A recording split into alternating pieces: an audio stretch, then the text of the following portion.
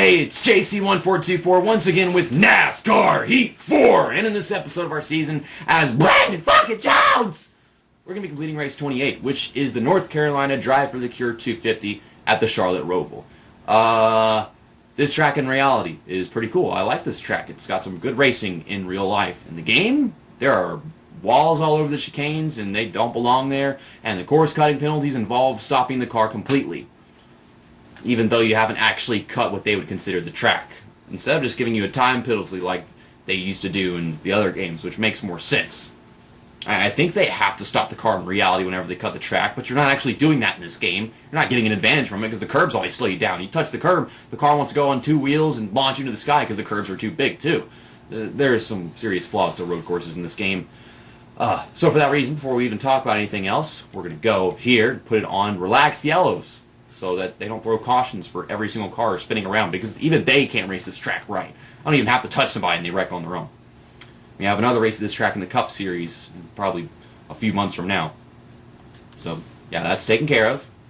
In the last race, we went to Richmond, and we finished 11th place. We did have, a last place car, but we had track position from qualifying. And then there was the fact that they went ahead and took their pit stops after stage 1 instead of stage 2. I got my fresh tires at the end of stage 2 and just passed everybody in the final stage. So that's how we managed to get a decent finish out of it anyways. Okay, so let's take a look at the standings before we go into this one. Noah Gragson, he won Richmond, so he's locked into the next round of the playoffs. And, well, we've got so many playoff points, I can finish terrible at the Roval, which might just happen and still be fine for the next round. And it resets every single round, so we could have quite a few bad races and still make it to the final 4. That's what playoff points do for you. Christopher Bell, Ryan Sieg, Jeffrey Earnhardt, all the drivers I want to make the final 4, they are below the cut line right now. I don't like that. Here we come off of turn 4 in the speedway version of the track. I don't even know how many corners this track has, like 17, 18, 16, I don't even remember. Remember, they gave the names to them, like Rick Allen and Dale Earnhardt Jr. or whatever, whenever they were doing the Cup race for the first time. But that's been a long time. But that was an amazing race, the very first Cup race here. Okay, so the pole lap time is 1 minute and 18 seconds.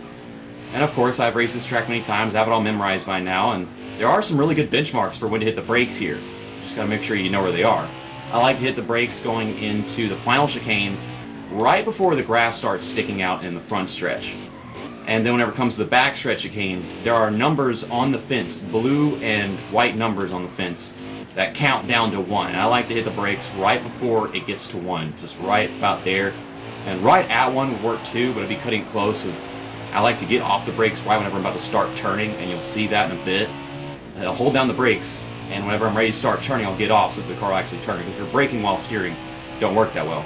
So hit the brakes right there, get off the brakes, start turning, tap the brakes again so I can maybe swing them back around to turn the opposite direction, and that'll do it for me. Now, we're not going to get that good of a lap time, but you can be pretty far off the pole as far as seconds go and still qualify well, because it's more diverse as lap times with longer road course lap times. I like to get on the brakes right there. I'm turning. Oh, God. I'm flying over the damn place, but the curbs didn't bounce me too badly. Minute and 21.787. 14th place. Okay, so I'm getting the hang of this track. Oh, looks like a really nice sky setting during the race, but it's probably later on whenever you actually do the real thing. Ryan Sieg is starting 21st.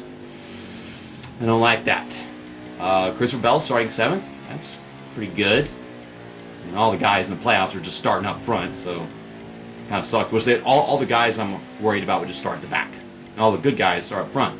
And there's Jeffrey Earnhardt 28th. Well, at least Christopher Bell is doing good right now, staying consistent as always. You stay consistent, Christopher Bell, and you make it to the final 4. If somebody does, just please be Christopher Bell. And Ryan Sieg would be nice to join along as well. We went from 14th to 12th, so wow, what a voice crack. But two of the guys from us got sent to the back. By the way, if you look up there, it was on +1 loose. There's Christopher Bell. He's going to be starting in 6th now. Justin Allgaier crashed during qualifying. John Hunter Nemechek failed optical scanning station multiple times, and BJ McLeod had to replace transmission before the race. So all 3 of them got sent to the back. Now, how does it make sense that Justin Allgaier crashed in qualifying, but had a qualifying time and was up there? How do you have a good time, but also have crashed during qualifying? How does your time count? How do you even get a time, but also crash? Kind of dumb. So we can make some passes into turn 1. We got 2 laps of the first stage. Okay, so it's a little more in the sunset now, but the sky setting is still beautiful. So, okay, I like the vibe this race gives off in this game. But to be honest, it was much harder to race at this track in NASCAR Heat 3 just because of how tight you had to make the car so it wouldn't get loose so easily. And it still does get loose in this game. It's just kind of random because it's always the curb's fault. But, would you stop trying to get your nose in there? God dang it. We need to focus. Sitting underneath Greg Gaulding. 08 car. Underneath Tyler Reddick. There's Chris Roval. Of course, he's in 7th place. He started on the outside, so he had to lose the bottom lane on somebody in the first corner. But we're up to 8th. Now, this next corner on the backstretch is completely different whenever you got cars to race around, so I'm going to brake a little bit earlier. Oh boy, they're braking way earlier than that. Okay, go Chris Roval. Wow, I did not even start turning like I was supposed to. I got on the gas. Did not even start turning right there. So we lost the position to Greg Gaulding again. And things are really spreading out up ahead, so that's nice. Give me room to work. Maybe catch somebody, but I don't know if I can do that in this game. I could not do it in NASCAR Heat 3. We'll get on the brakes right here. We use our braking points a lot earlier. Go, go, go. There we go. Really good final corner on the first lap. Trying to pass some of these guys in turn 1 here. That'll do it. I would consider this minivan Part 5, but pretty much every time I get on 2 wheels, it's reasonable because of the size of the curbs. They're not that big in reality, but the car would react if they were that big in reality. So, it's somewhat reasonable. It's just poor track design, because they don't actually scan it and make sure it's the right size. Someone's trying to dump me. It's freaking Elliott Sadler in the 10 car, and then we're 3 wide right now, and we can't end the 3 wide. Oh, am I going to come out on top? Look at Chris Roval trying to get into 5th. Amazing. Love it. Oh, I'm overdriving this corner right now. We're good. We're good. Send it underneath the net. And into 6th place we go. Me and Chris Roval, we're working. Working hard. Just a couple more corners to take. Cole Custer is leading this thing right now. I think he started on the pole, didn't he? Okay, so we're getting on the brakes. Right about 2. Okay, so not running him over this time. I was trying to help him make up positions a while ago, and I might have actually done it. There we go. Now we got one more corner to take. And it can go wrong so easily. I can't lie. That last corner. Because them curbs can just completely decide where your car goes after you finish it. So we're going to get on the brakes kind of early. Okay, we're safe. That was smooth. And that'll end the first stage. So, we're doing so great so far. I'm giving you guys a good impression of my road course driving skills. Despite how poorly designed this game is, the road courses and the track itself. There's more room to work with the walls here, but it's so easy to hit them if you don't angle the corner right. And I like the fact it makes you have to slow down more for that chicane. With all these guys pitting after stage 1, and it's most of the field. They're probably going to have the advantage on us if we decide to pit after stage 2. Which is completely different from what I say with the tracks where they do pit after stage 1 instead of 2. So I'm going to go ahead and do what they do. We'll get 2 seconds repairs, 4 tires, and we'll fill the tank. There we go, that'll do it, half a can. And I am in 38th place. Okay, it's 2 seconds of damage. How did I lose all my positions? I don't know if they just got no fuel, or they didn't get any tires. I can pass cars, I'm fine. It's relaxed yellow, so be a little aggressive. Might spin somebody, but I'm okay. Already passed a couple cars with a start-finish line. That's a penalty in reality, but the game doesn't give a shit. Okay, everyone's underneath you guys in turn 1. I don't even know if some of these moves are legal, but I can do it. I don't have the room. Even though I could if there was the room. So I guess it's not too bad. There's Justin Allgaier back here. Yeah, he got sent back here, so yeah, I just remembered that. He said he was having engine problems where he failed the optical scanning station. Wait, no, they said Justin Allgaier was the guy who crashed during qualifying. Even though he had a qualifying time, which means how the heck did he have such a good time but still crash? We're 3 wide going into the Speedway turn 1. Oh my goodness. I think Bullicky's going to clear us. We can drop down behind him. And we'll clear the 66 of Timmy Hill. That is Timmy Hill, right? I don't know. Let's see if I can clear Josh Bullicky going into this corner. Oh, I'm using the right braking point, but you can't use the right braking point with your opponents. Okay, let's go. Go. Oh, it's kicking out sideways. The looseness. Unpredictable. I worked really hard to gain positions right there, and I just lost it all. We're still on the move. We can keep on gaining positions whenever all the guys up front take pit stops at the end of the second stage. Gosh, they get on the brakes so early. I just don't want to run anybody over, because it damages my car, and I can't fix that shit. Mess up my corner so much by rear-ending because of the weird physics in the game. Okay, well, making passes. Get him. Pass Timmy Hill and Joey Gase. I still don't like Joey Gase after that stupid crap he did in NASCAR Heat 2, but that paint scheme is amazing. Can't lie. Amazing 35 car. Oh, I'm telling you, them curves are fucking huge. I'm sorry, Ryan Sieg, I love you, but I could pass you. The track is designed here. Okay, let's not overdrive this one right here. Boop. Hit Morgan Shepherd. This one drive substitute Morgan Shepherd for a race last season, and they proved that that car is good enough to do all kinds of things. What the hell just happened here? Well, someone's blowing up. It's relaxed yellow, so I guess they're not doing anything as long as they're out of the way. See, that would be a caution in reality. They just can't balance the cautions. I mean, you go ahead and put it on strict yellows, and that would be a caution, but there's so many things that wouldn't be a caution that would be. It's just weird. Okay, let's go. Up to 22nd. Oh, boy. Keep these dumb curves. We're up to 22nd after coming from 38th in the second stage of the race. It's pretty good. I don't know if I could have passed some of those guys up there before I hadn't done that.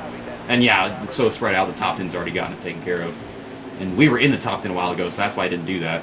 So that's actually pretty cool, because I don't even want to take that last corner. It used to be the second to last corner, the one on the backstretch, the chicane, was way more difficult. And now it's this one, because the curbs there's one right there, and there's one right after it, and the walls are so close to them. And then there's a wall right afterwards before the start-finish line. So it's much more of a hassle with the curbs tossing all over the place, and it's such a gamble. But we got 4 laps left in the race, trying to clear this 18. Oh, and we do, but I just destroy Garrett Smithley's butthole. That's a fun hentai to look into, Brandon Jones. Okay, trying to send it into this next corner, or hopping around. Come on, there we go. Well, this curb right here, that red and white stripe on the rumble strip, that one surprisingly can send you easily. If you're on the gas and you're coming across it, it'll get you bad. We're in 5th place right now. So yeah, all those guys that pitted at the front of the field, it really did mess up their race big time.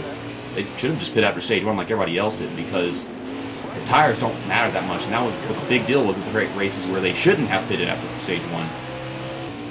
Come on. See how I do my work. A little loose off that corner right there, and that was a weird place to get loose. I wasn't expecting that. Here we go. Now, chicane in the backstretch. This is where the moment of truth is. I might rear-end him, or I might slip past him. I just hope that I don't go somewhere I don't want to go. Hit the brakes right after 2. And we're coming. Okay, I gave him a bump. And he's smoking all over the place. Well, I'm still right behind him. Just haven't made a pass yet. I don't know if I can make a pass in the final chicane either. I think this time by, yeah, we're going to have 2 laps to go. Let's just not fuck this up, JC. The brakes right there. Okay, we bumped into him. Still side by side. That would have been an amazing finish. Now I got to track down Josh Williams, and maybe I can get to him. Oh gosh, I don't want to drive to turn 1 again. It's not Brad Keselowski this shit. Okay, come on, hold on to it. Oh, we're catching him. We're catching him. I don't know how. A while ago I was losing him. I'm trying. I don't know if there's enough time. Gosh, he's right there. Now, Ray Black Jr. was further away than this guy is right now whenever I came even close to passing him. I'm going to hit the brakes right where I usually do, right at 1. Okay, come on, turn this thing. Don't cut the track. Get on the gas. Get on the gas. Don't get sideways. Oh, right there. Maybe if I brake at the right time, I could slip past him in that final corner. We're low on gas. Let's not run out. Get on a little bit later.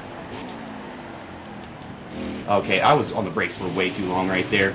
Dude, I'm bouncing over the place, but we're right behind Josh Williams. We gave him a run for his money. We came close. I tried, but I didn't want to overdo it. I could have been a little more aggressive on that last corner, but, you know, those curbs are scary. I don't want to sacrifice a second place finish in 15th place because I was way too aggressive to get a win I didn't need. Here are the race results. Josh Williams the win by 0.3 seconds over us. Jeffrey Earnhardt finished in 10th place. That's really good for him in the points. Christopher Bell finishes 12th. That's good for him too. And Ryan Sieg finished 18th. What about DNF? Someone was blowing up earlier up against the wall. It was an 08 car. Yeah, Greg Galding finished 8 laps down. And Cole Custer, he was leading the race. He won both the stages, but finished 31st. I didn't see another stage win here. Yeah, he was dominating, then the dumb strategy just ruined it for him.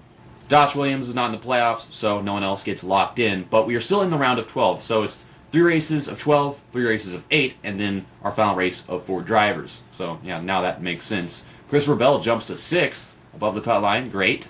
And then there's Ryan Sieg and Jeffrey Earnhardt in 10th and 11th. Ryan Sieg is 20 back, and Jeffrey Earnhardt is 34 back. Now, it is possible to gain both those amounts in one race. It's just, I don't know if they're good enough to actually do it. And Jeffrey Earnhardt, he keeps on gunning for wins, and sometimes he's close enough to do it, and sometimes I get in the way, like happened in Indianapolis. If I can help him somehow, maybe. But next up is Dover for the Allied Steel Buildings 200. We're going to use the J.D. Gibbs paint scheme. I think I used this paint scheme whenever we went to the last Dover race, but I don't want to go using the Menards car again. And the next couple of races after that, Kansas Night and Texas Night, we're going to be using the Juniper paint scheme right here, just because they're both night races, and I love racing this car at night. It looks best there. And then Texas is my home track, so of course, get back in that one. So next up is race 29, still at 11 wins. I think I might make it to 14, maybe 15 wins before the season's over. We only have 5 races left, but still. See you next time. That's that, and episode over.